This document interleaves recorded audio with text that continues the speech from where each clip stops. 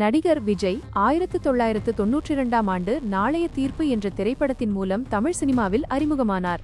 சரியாக 34 ஆண்டுகளுக்கு பிறகு 2026ஆம் ஆண்டு தமிழக அரசியல் களத்தில் அவர் ஈட்டியுள்ள பிரம்மாண்ட வெற்றிக்கு இடையே பல வியக்கத்தக்க ஒற்றுமைகள் இருப்பதாக இணையதளங்களில் விவாதங்கள் அனல் பறக்கின்றன.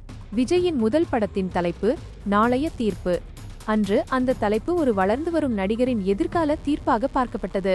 ஆனால் இன்று 2026 சட்டமன்ற தேர்தலில் மக்கள் அவருக்கு அளித்துள்ள ஆதரவு தமிழக அரசியலின் நாளைய தீர்ப்பாக மாறியுள்ளது என ரசிகர்கள் ஒப்பிட்டு வருகின்றனர். அன்று சினிமா துறையில் தனக்கான இடத்தை பிடிக்க போராடிய விஜய் இன்று அரசியல் கோட்டையில் தனது கொடியை நாட்டியுள்ளார்.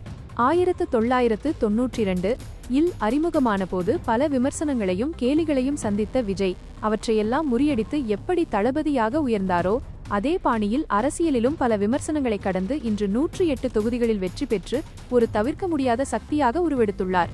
1992 மற்றும் 2026 ஆகிய 2 ஆண்டுகளுமே விஜயின் வாழ்வில் ஒரு மாபெரும் திருப்புமுனையாக அமைந்துள்ளன.